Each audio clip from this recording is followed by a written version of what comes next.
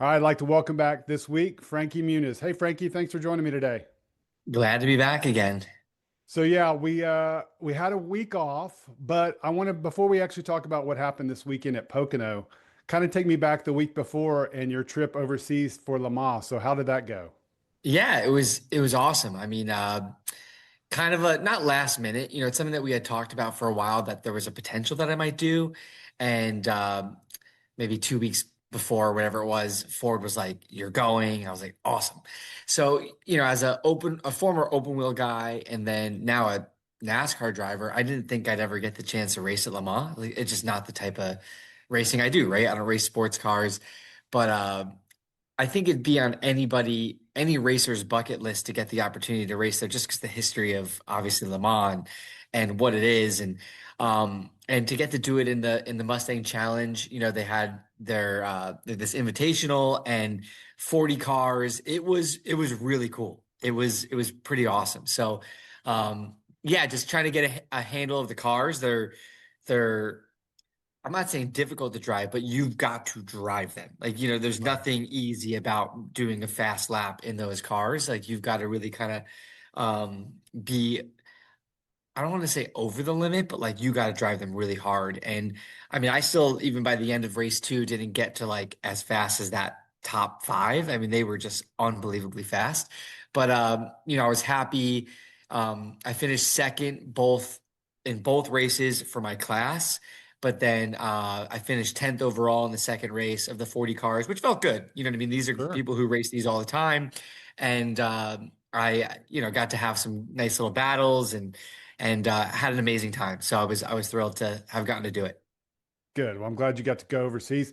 Then I understand you came back and in your on en route to your trip to the Pocono Raceway, you had a aborted landing. Is that what I remember reading? I mean, I'm on a lot of flights, right? I think I've been on over 100 so far this year already. You know what I mean? Because Okay. not only like most NASCAR drivers and teams where like they're just flying to the races, I have to fly from Phoenix to Charlotte, like other cities for other things I'm doing, and so I'm always on planes. So I've experienced a lot of things, but yeah, no, had a delay, and then we were literally like, I mean, basically touching the ground, and I did a go around, and the guy, well, I was flying into Newark, and all I could think about was that.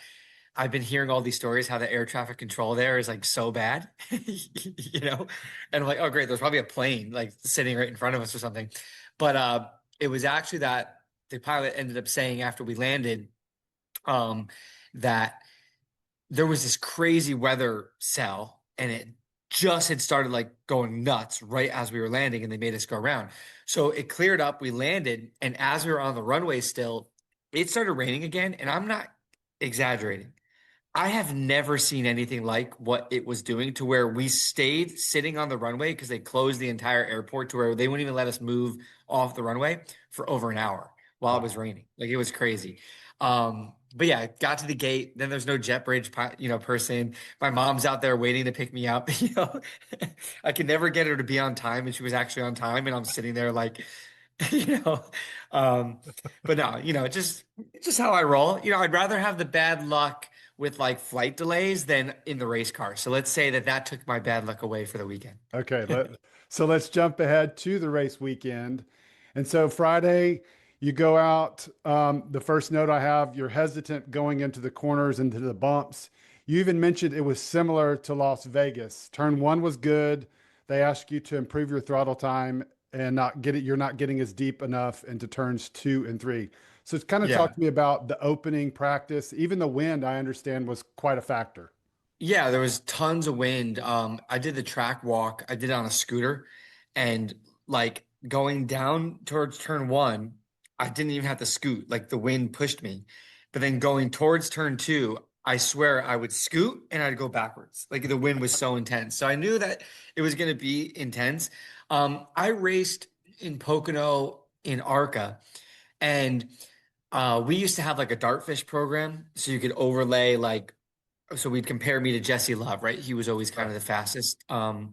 And I would be equal to him in turn one and maybe even better than him in turn three. But I got demolished in turn two because turn two, I don't know how to explain it. Like it's kind of a blind corner because the how the wall is. So you're coming up to it, and there's a huge set of bumps in the middle, and it's kind of one of those things. Like depending on how you hit it, like you could be, I'm talking 2 or 3 inches difference. It chucks you a different way, and that wall comes up real quick. You know what I mean? For So sure. I watched the Xfinity race yesterday after like doing our race, and it just looks like they're just it's nothing. It is, and I guarantee you, everybody will tell you it is probably the most intense corner in NASCAR is turn two at Pocono. And it's one of what I was saying how it was probably similar to Vegas was we learned that what I felt in the sim in Vegas, I was really quick. And then in real life, I'd hit the bumps and it would sketch me out to where I'd Right. slow down. But Yep. if you slow down, you don't have as much downforce. So it's not going to feel comfortable. So you have to like drive beyond what your brain is telling you you felt last time and go 10, 15, 20 miles an hour faster for it to be comfortable. But it's really hard to make yourself do it. Right.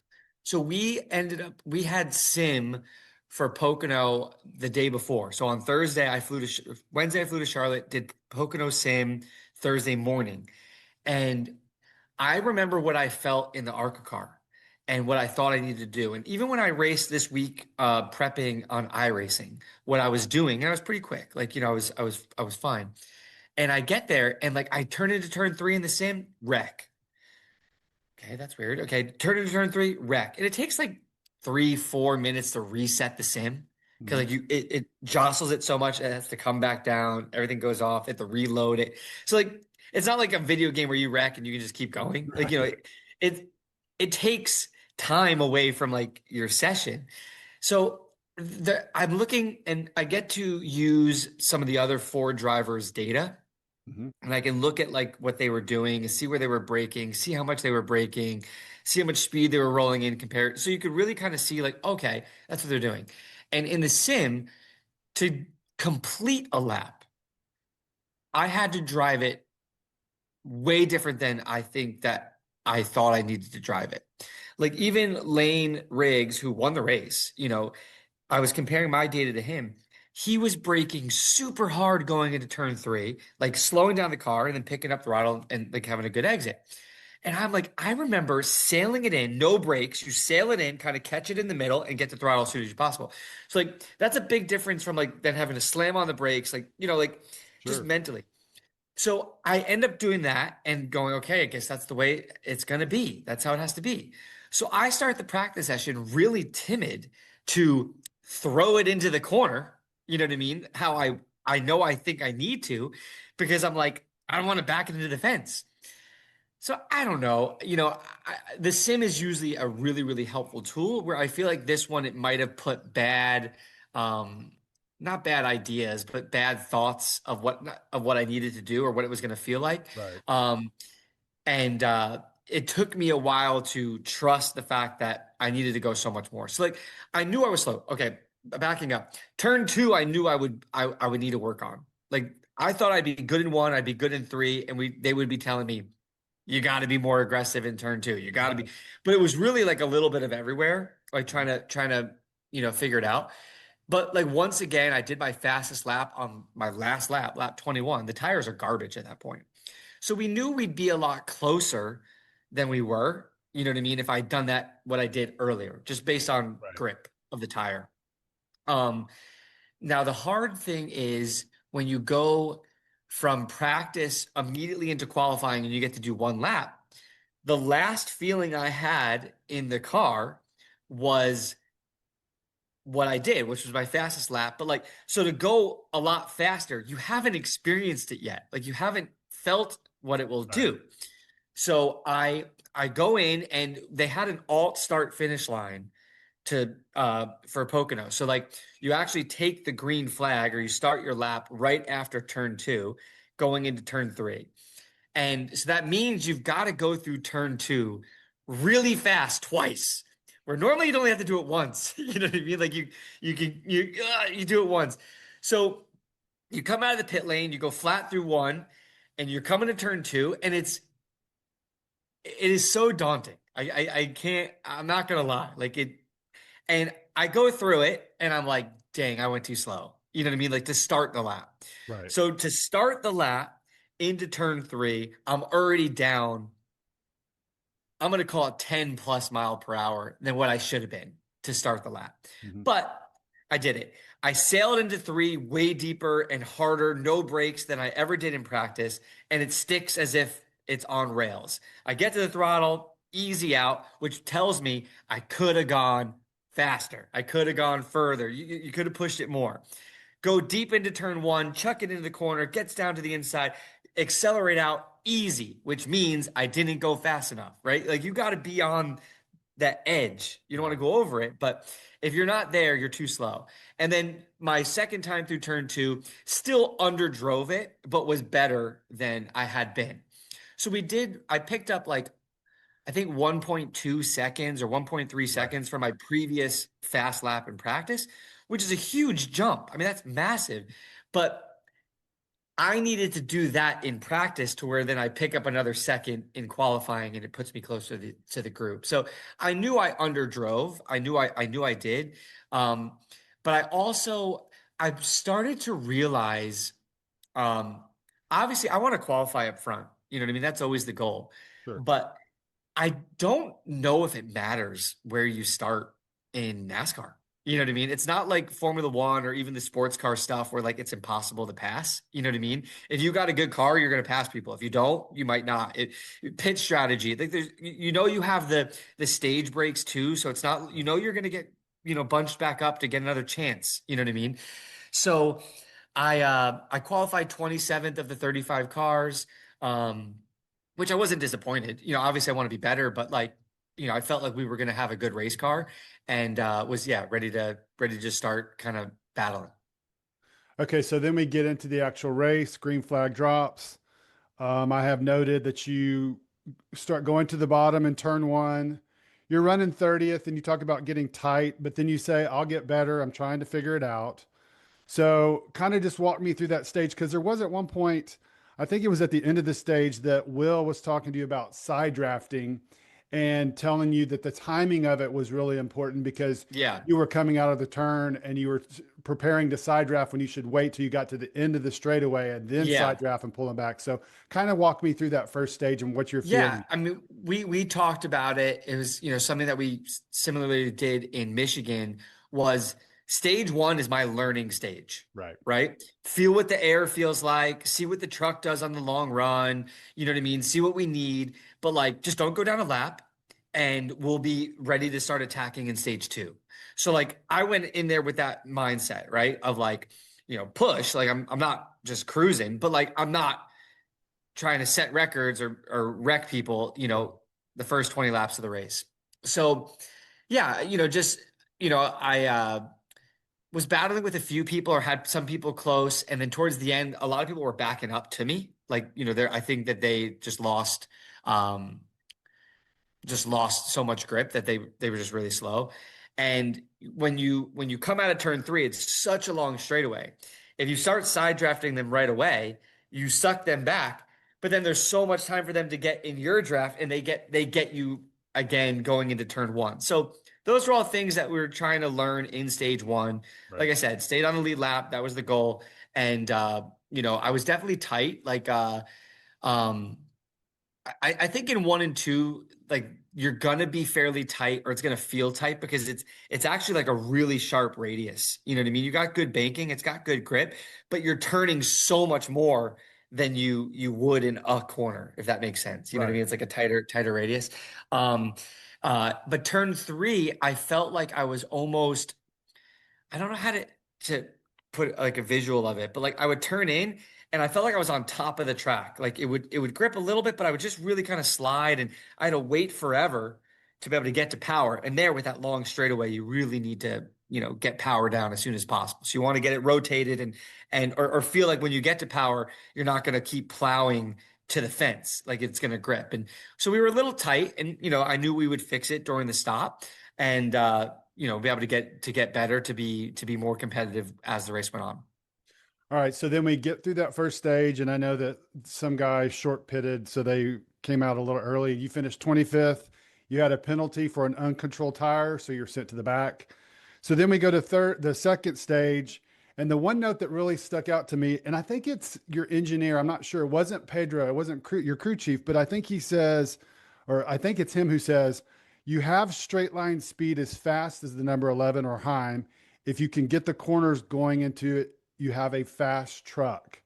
Mhm, So mhm. is that Will, the engineer that's saying I this? actually, I don't know. He might have said that on channel two, Right, because like you can hear both channels. right, I can only hear what they want me to hear. right, So I don't remember hearing that, right. but that seems like something that would have been Okay, geared towards me. But yeah, the only people on the radio would be Pedro, Will, the engineer, and okay, Will, my spotter. okay. So I'm assuming, yeah, if it wasn't Pedro, then it would have been Will. I don't remember that specifically. I know when we started stage two, Pedro told me before the race started, he goes, look, he goes, we are going on a set of scuffs and we're gonna get rid of them for stage two, assuming that we get a brand new set to start stage three, and then we take another brand new set when we pit for fuel in stage three, because the stage was longer than a fuel run, stage three. So he's like, I'd rather have the tires at the end than so I didn't know how scuffed they were. You know what I mean? I don't know if I wanted to know. You know what I mean? Like, is it like a rate? There's a whole rate. All of Michigan is on those tires, or is it like we use them for a few laps? Right. I wasn't sure, but I went out and I didn't remember that initially. And I was like, man, I'm still really tight, but like it fired off all right. You know what I mean? Like I passed a few cars, I think, you know what I mean? Like to start that stage, Mhm. or I can't, cause I had to go behind everyone because the uncontrolled tire. But yeah, I passed like Tony and I think the 69, I don't know, a few of them. And, but like by lap three, it was as if I was on ice. Like I'm usually like, oh, I'm a 2 out of 10 tight, a 3 out of 10 tight. I think I said like I think it's like I think the previous run I said a 5 out of 10, which was pretty Right. tight for me, like to get to a five, right? And then on this run, initially I said a four, Yeah. and by the middle of the stage, I was an 8, 9 out of 10, like like literally would turn and go straight. You know what I Yep. mean? So we fell back. A few guys passed me, but they're like, just make it to the end of the stage. You're not going to go down a lap, and then you're going to have new tires. So that was a tough one because like, I'm ready to start attacking in stage two and feel like to get my confidence up. And I think I even said on the radio, like, this is hurting my confidence Yeah. because like, I'm telling myself like, oh, drive deeper. I need to go faster. I need to do all these things. And like, I'm literally can't even do what I was doing before. So it's hard to go like, all right, next time I have tires, forget that stage, think of the previous stage and go beyond that. You know what I mean? So it's definitely it's a mental game, but in the end the strategy, worked out. So, Yeah, yeah. you actually said the old tires are killing my confidence. So, Yeah, yeah. so you finished 28th in that stage, and then after the stage ends, Pedro says he can hear it in your voice, and he wants this pit stop to be a big reset. So Yeah. he could hear and sense the confidence draining because you had obviously said it. So then we go to stage three, and right before the restart, I'm guessing because I couldn't see it and they didn't show it, but based on what I was factoring in by looking at the running times, Toni was behind you and she ran into you and you weren't happy about it. So kind of tell me what happened there on the restart. Yeah, no, I mean, when you're in the back, there's people spread out like coming to the green, and then everyone tries to bunch up, like, right, like, Right. but so there's always a big checkup, like you're going like you go, oh, I got to catch up, and then everyone slams on the brakes and you're like, oh, I almost died. So I everyone stopped, so I hit the brakes and she ran in the back of me, I mean, as hard as you could and not somehow cause damage. You know what I mean? Like Mhm. it was a hard hit. Not as hard as Hocevar hit me in stage three. And I'll tell you about that because I didn't even bring it up on the radio, or like I don't think anyone knows about it. But hit me hard, and I'm just thinking like, don't let me have damage, like, like because of that. You know what I mean? Right. Like, please. Or if I do, make sure she has more. You know what I mean? Like, um, but no, I just was like, damn, she hit me hard. Like, holy moly. Like, was she not looking? Right. I mean, it checks up pretty fast, but like you gotta assume that it's going to, you know what I mean? Because it does every time. Um, and the further back you are in the running order, the bigger that accordion effect affects you. You know Right. what I mean? So anyway, yeah, so that happened, but they said nothing, there was no damage. You know, I even looked after, like I was like, oh, okay, I want to see where I got hit. And like it literally didn't look like I got hit. So it didn't affect the truck or the balance at all.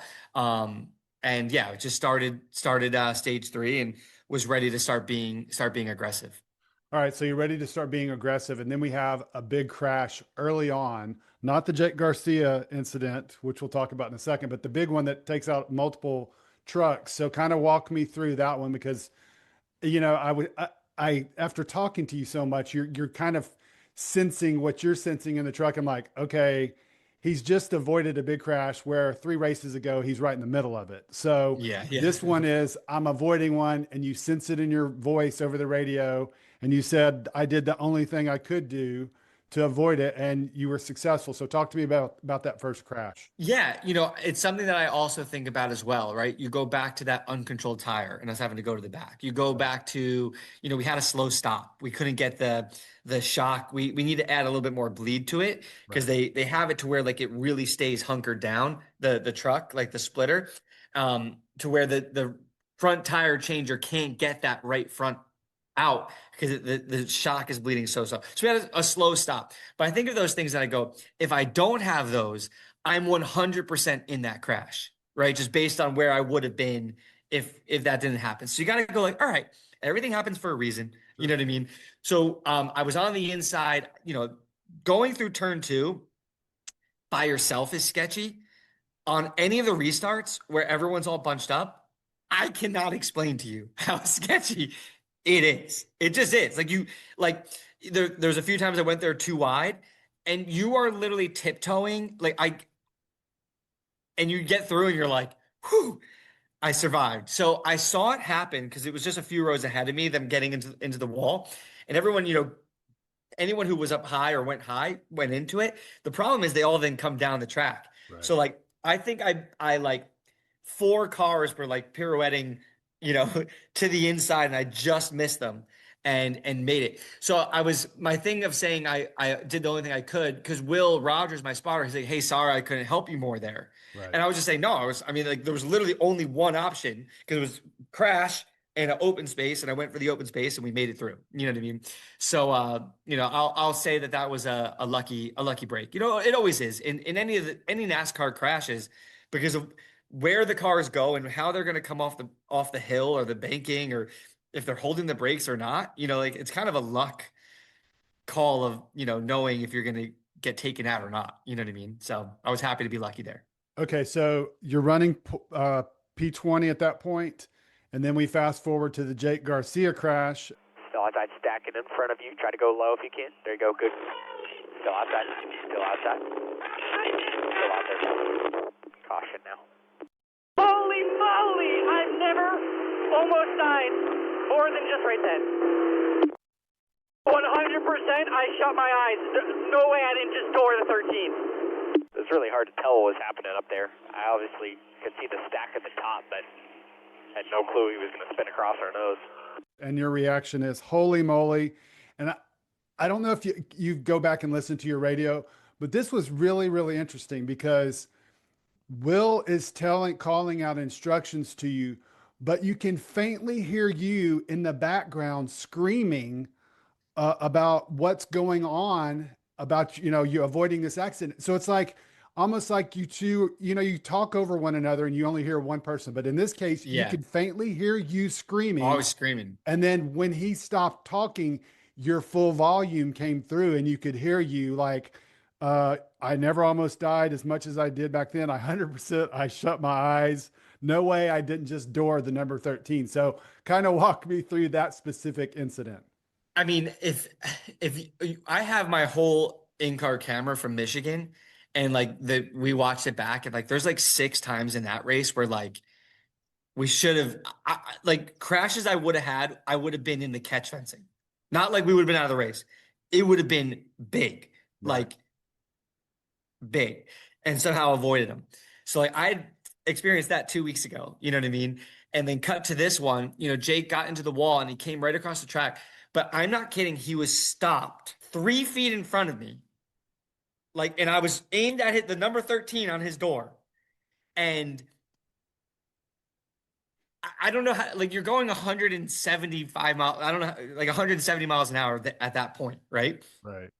I literally slammed on the brakes, shut my eyes, and turned right for a second and had to have missed him by a millimeter. I don't like, but I think back and I go, like, that would have been so big. It wouldn't have been like, oh, damn, we're out of the race.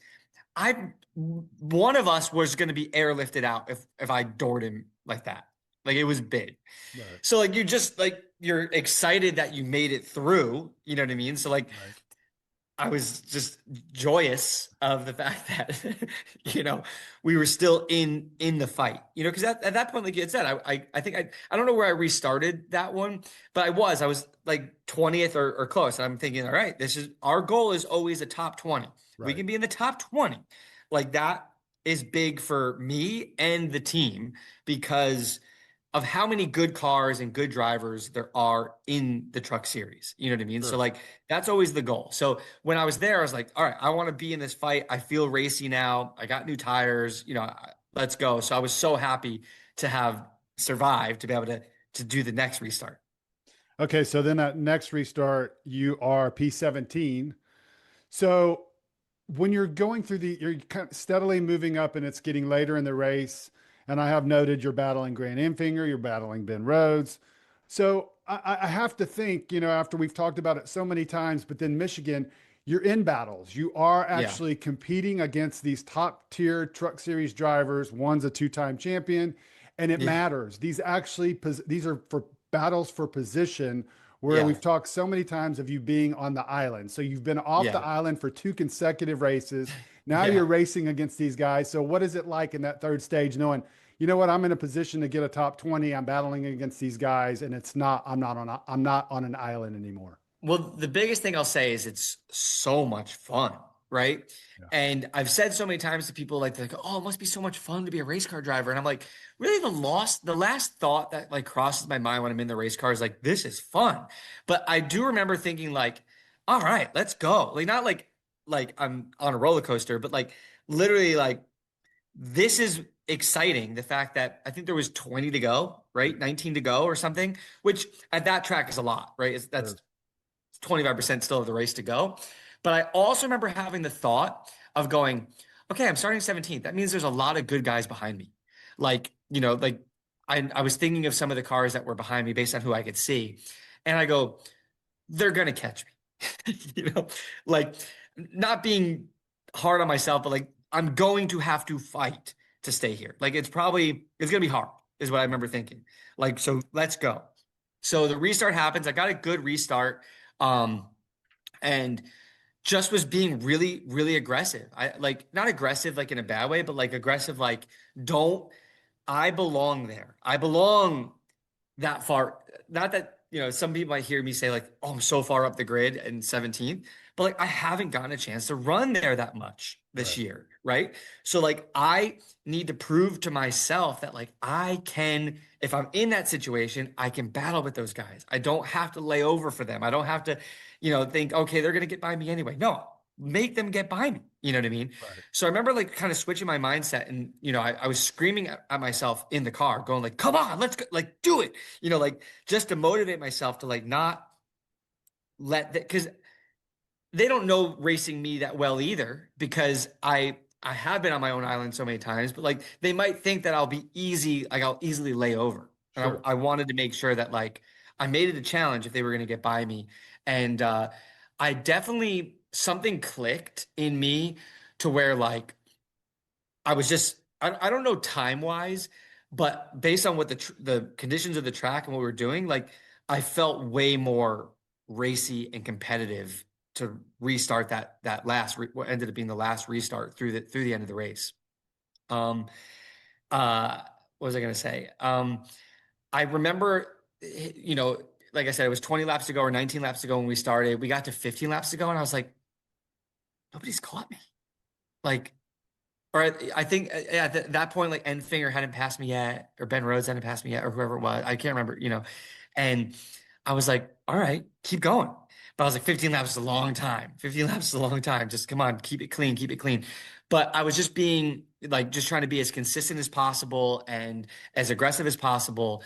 And turn two at that point, my windshield was almost, you could not see through it because there had been those wrecks and stuff. So I had like tons of dirt and rubber, and the way the sun was setting, it was right in turn two. So you drive into the sun, and I swear you turn in and you're blind until you see the wall, like right before you're about to hit it.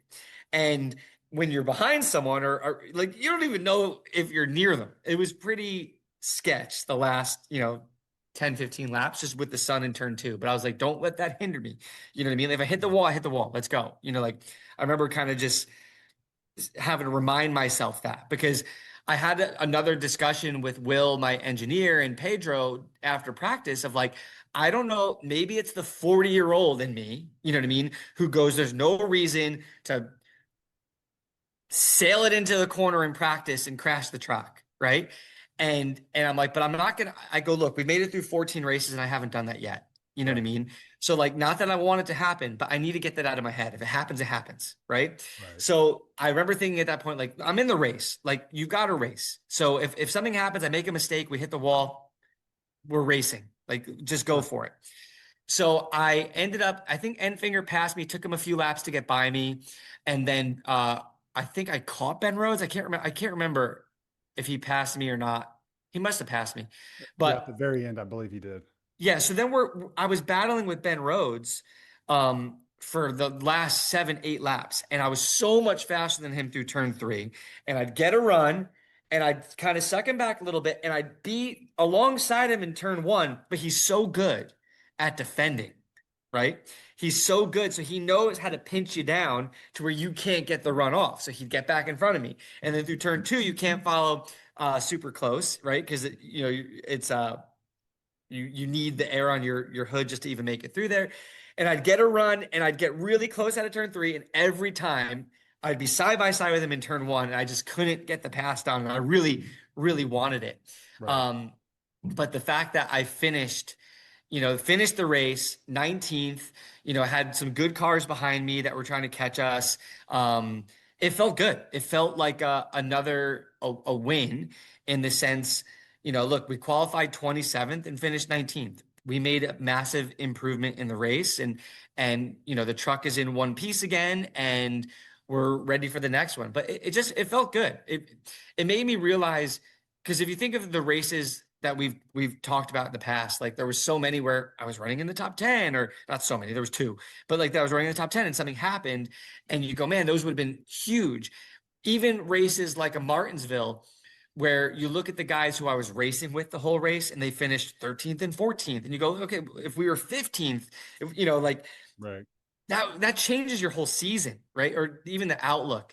So it just reminded me of like, hey, look, when things go normal, in the sense of like not a mechanical issue out of our control or a tire blowing or something like that, like we can be that top 20 team that we want to be.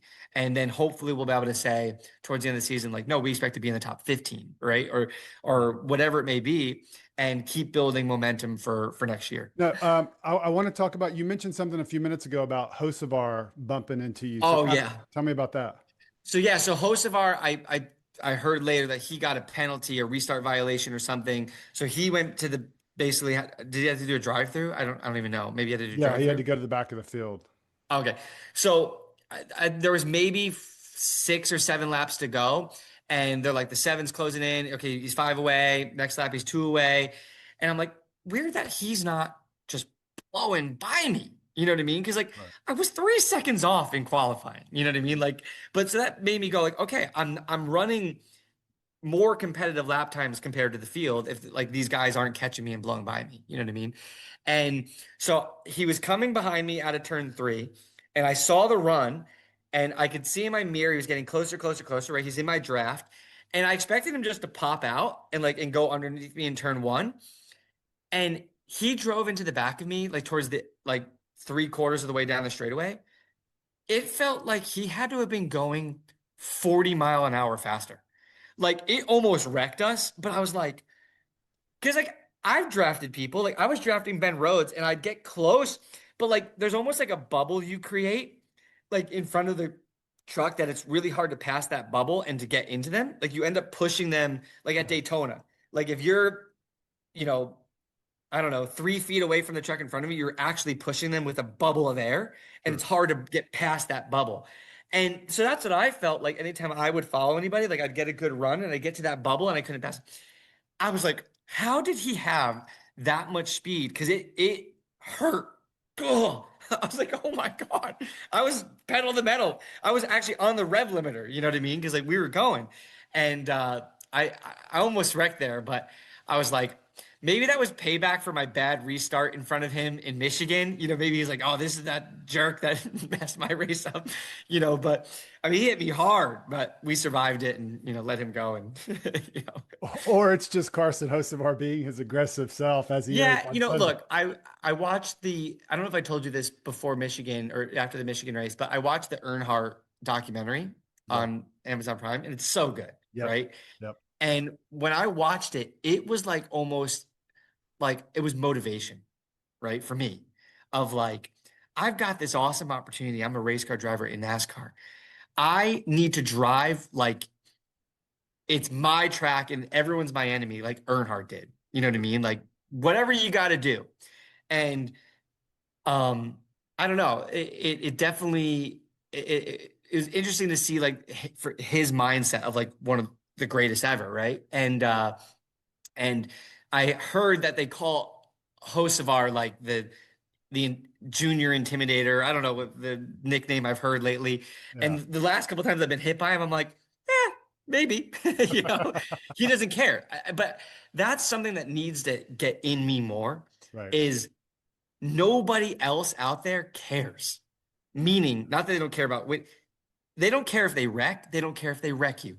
They do whatever they need to do to beat you. Yeah. And I still race with that open wheel mindset of like, it's not a full contact sport. You know what I mean? Give them space. And I need to learn that nobody else gives me space, right? You know what I mean? Like they'll push me around and I can do the same back. And I'm gonna drive like I'm gonna do it for Dale and drive like Dale and push people around. I mean, Line Rock's gonna be insane anyway, but we'll see the next oval. Yeah. So one thing that I wanted to talk to you about was it was interesting because I follow the NASCAR Reddit, and you know we've talked about kind of the critical remarks people have said. Oh, he's on a Reaume truck and he needs to. But you know they've talked about in the past these shitbox cars or trucks is what they refer to them, and that you don't have, and you've been vehemently defending your team, understandably so, saying, listen, it's not the team. And then this weekend, after your second consecutive top 20 race, they're saying, wow, he's really good. Even if you know, Reaume's doing pretty good for him, but he could be in a better truck. He would be able to really prove himself. So I have to ask you, you know, so now here we are. We've gone 2 races where you've really run well. You know, you just talked about how you had some races earlier in the season. I can think of Texas where you were running in the top 15 and you had that incident late. So you've been running well in races throughout the season, and just these last couple, you've been able to see them through to the finish. So kind of tell me your mindset, Frankie, your confidence level, because you could really sense it building through the end of that third stage as you were just battling with these guys. And then when the race is over, you're jumping for joy. You're doing those cartwheels, as you told me you were going to do on the radio. So excited. So kind of just tell me where you are and how it feels going into next week's race at Lime Rock. Yeah, I'm pretty sure nobody's ever cheered so hard for a 19th place finish, right? But like for us, it's what we need as a team. For me, you know, I'll say this, and this isn't me bashing me as a driver. If you put anybody else in my truck in Michigan, they can win with that truck. Honestly, you know what I mean? I still have to improve a lot as a driver. Sure. But the truck was good. The truck was great. You know what I mean? Same here at Pocono. The truck wasn't holding me back in practice and qualifying. It was me. And as I got more confident, I got to show that the truck had speed in it. You know what I mean? I know that we are operating like Reaume Brothers operates on a budget that's maybe a quarter of what Tricon spends or Nice spends or McAnally spends, Thor Sport, front row. You think of those, obviously there's, the reason why those teams spend so much money is it usually equates to speed. Like it just does, right? If you're buying brand new this and you have the best of the best of all these things, it's going to translate to speed, right? Mm-hmm. But I look back at it, and this isn't a knock on Lawless Allen as a driver, right? But he talked a lot of shit about RBR at the end of last season. You know what I mean? To me, his dad, like, why would you drive there? They're so bad, blah, blah, blah. So he's spending 4 times the amount of money to be in the Tricon truck every once in a while. And I passed him in Michigan in the truck he drove last year. And that felt really good because like we're not that far off speed wise as a team. You know what I mean? We're not to some of these better teams. I think I have a lot of work to do. I think the truck is capable. I say like consistently should be in the top 20. I think realistically we should, like, you put Lane Riggs in that truck and he's in the top 10 in the RBR truck. I think it's that good. Right. I'm just being honest. I'm not trying to toot their horn. I think it's gotten a lot better. Have we had some issues? Sure. But has every team had issues? Yeah. Does every team show up and they're not on the top of the board? Well, yeah, there's only ever one person that's on the top of the board, right? Some people get it wrong, right? You get the setup wrong. You can't jack the cars up in practice, and you got to run the race, not as good. It's going to happen, right? It happens at every level. So I'm not defending the team because I feel like they need defending. I'm defending them because it's true. I'm not where I am in the points because I'm on a bad team or the truck's not good. We had 8 unfortunate things happen in a row that maybe only 2 or 1 or 2 of them were dictated by us. You know what I mean? So you take those away, we're in front of a lot of good trucks, in the points and at owner points, and we're feeling really good. So I hope that throughout the rest of the season we prove that. You know what I mean? Right. I have people coming up to me all the time going like, oh, you should run here, right? You should run with this team instead. Do a race, have them prep the car and see what you do. And I hear what they're saying, but I don't feel like I'm at a massive detriment because of the team I'm on at all. I feel like I use it as motivation to prove those people wrong. You know what I mean? I think we can. So I got to be a little bit better. And if we keep having, clean races as far as like things that happen out of our control not happening, I think we can show that the team is way better than it looks like on paper right now. Right. Well, Frankie, I appreciate your time. Congratulations on another solid finish this past weekend at Pocono. And we'll talk to you next week after Lime Rock. Thanks so much. We'll talk to you. Thanks, buddy. Take care. See ya.